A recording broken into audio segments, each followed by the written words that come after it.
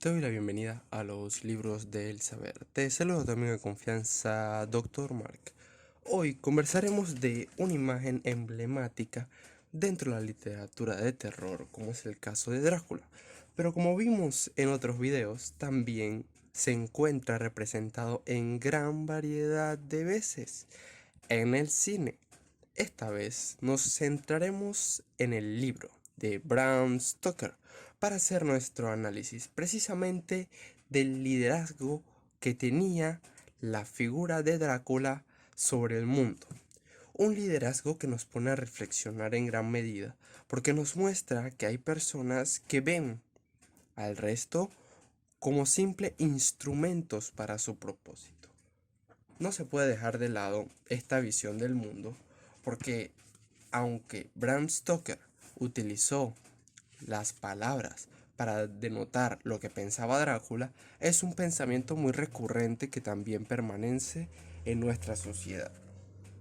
Por eso, procedo a leer en la siguiente parte. ¿Quién podía ser sino uno de mi propia raza, como voivodo o caudillo, el que cruzara el Danubio y derrotara al turco en su propio terreno? En verdad, este fue un Drácula. Qué indigno su hermano que al ser derrotado entregó su pueblo al turco marcándole con él el sello de la deshonra y de la esclavitud. Entonces, ¿no fue este Drácula quien inspiró al otro de su misma estirpe, que heredando su fuerza patriótica, cruzó con todo su ejército una y otra vez el gran río para invadir Turquía? El que regresaba una y otra vez a pesar de ser rechazado, pues sabía que aunque volviera solo de aquel desolador campo de batalla, donde estaban pasando a cuchillo a todas sus tropas, podría triunfar. Se le decía que solo pensaba en sí mismo. Bah, ¿de qué sirven los campesinos sin un caudillo? ¿Qué es una guerra sin un cerebro o un corazón que la dirija? De la misma manera, al finalizar la batalla de Moax, nos liberamos del yugo húngaro, nosotros, los Dráculas. Estuvimos entre sus jefes, pues nuestro elevado espíritu no podía vivir sin libertad. Ah, joven amigo, los Keller y los Dráculas siempre fueron su sangre, su cerebro y su pecho. Pueden estar orgullosos de un glorioso pasado que familias más nobles como los Habsburgos y los Romanov, a pesar de su larga descendencia, nunca tendrán. Sin embargo, esos belicosos días forman parte de un pasado ancestral. La sangre, algo demasiado valiosa en estos días de paz deshonrosa, y la gloria de las grandes razas del pasado, ya solo son cuentos de hogar. Este planteamiento de la añoranza que siente el conde Drácula de todos aquellos años de sus predecesores, de las grandes batallas y de ese título que lo convierte en el conde, y por supuesto el nombre de Drácula que engalana todo su ser, es en realidad el eslabón dentro de la cadena de los Drácula que demuestra que el mismo pensamiento sigue ocurriendo. Sin embargo, como se observa en la obra, Drácula no quería nuevas guerras, mas sí quería formar para sí una guardia personal de personas que le sirvieran e ir extendiéndose a lo largo del mundo, manteniendo ese control hegemónico. Pero claro, veamos a Drácula como el libro y nos quedaremos con, bueno, los vampiros no existen en el aspecto de la visión de Bram Stoker. Pues claro que no.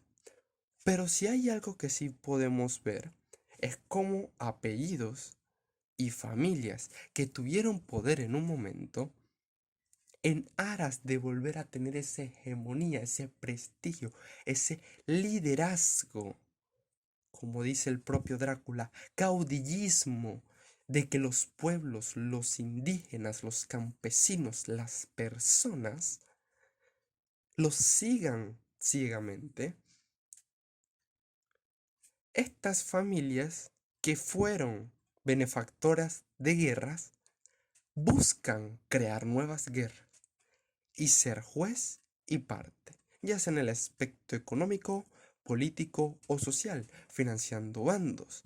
Y el bando ganador, que es aquel que sale beneficiado, al final del día gozará de la gracia de la familia. El buen nombre de la familia volverá a surgir y precisamente recobrará aquellas grandes glorias del pasado.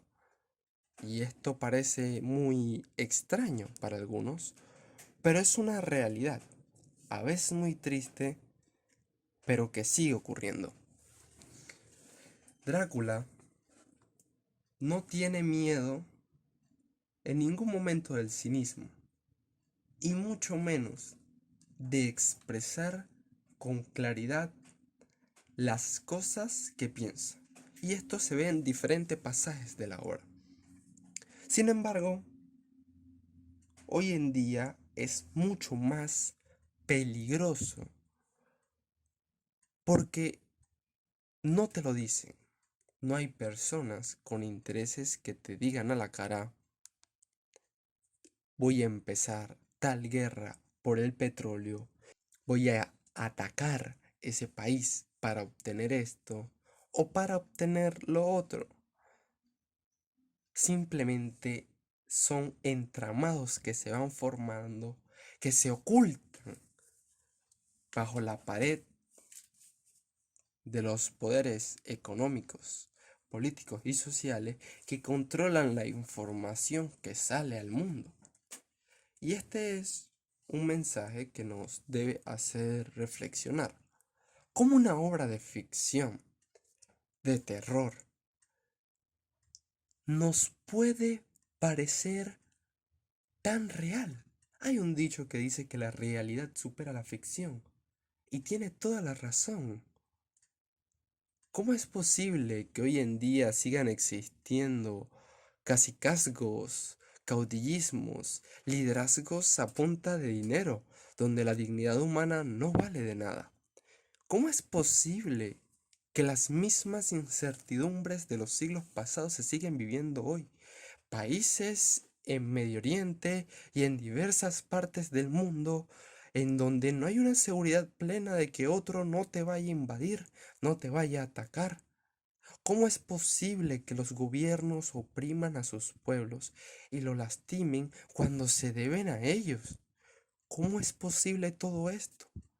Pero igual que hizo Drácula y los Dráculas, no tenían misericordia y no tenían compasión, simplemente pelaban por sus intereses y punto. Al final del día, todos cayeron de una manera u otra, porque lastimosamente se piensa que el mal siempre va a prevalecer, pero el mal no tiene que prevalecer. Cuando la verdad sale a la luz, no hay nada que el mal pueda hacer. Y este debe ser un ejemplo de análisis y de reflexión.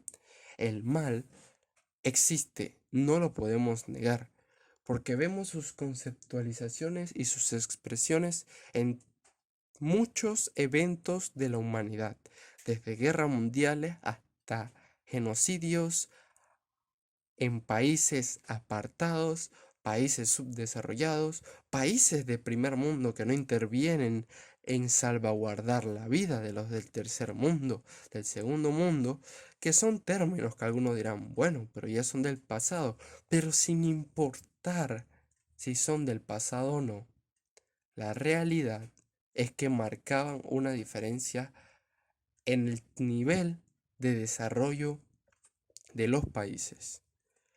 Y si no vemos esta diferencia y queremos hacer creer que todos los países son iguales, entonces, ¿por qué los países con más poder bélico atacan a los que no tienen o a los que tienen en menor medida? ¿Por qué financian guerras? ¿Por qué las familias poderosas siguen en estos negocios? ¿Por qué han invadido países? Por el petróleo.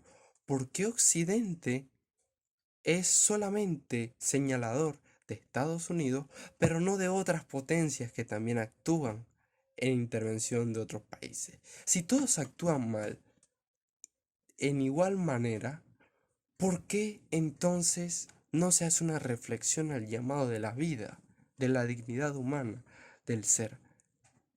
Aquellos Dráculas que andan por ahí no siempre deben permanecer, porque cuando la verdad de la luz ilumina las mentes, el criterio claro, la defensa de los ideales en los que se cree y los principios del ser son lo más importante para edificar una mejor sociedad. Te hablo de tu amigo de confianza, Dr. Mark, y nos veremos la próxima.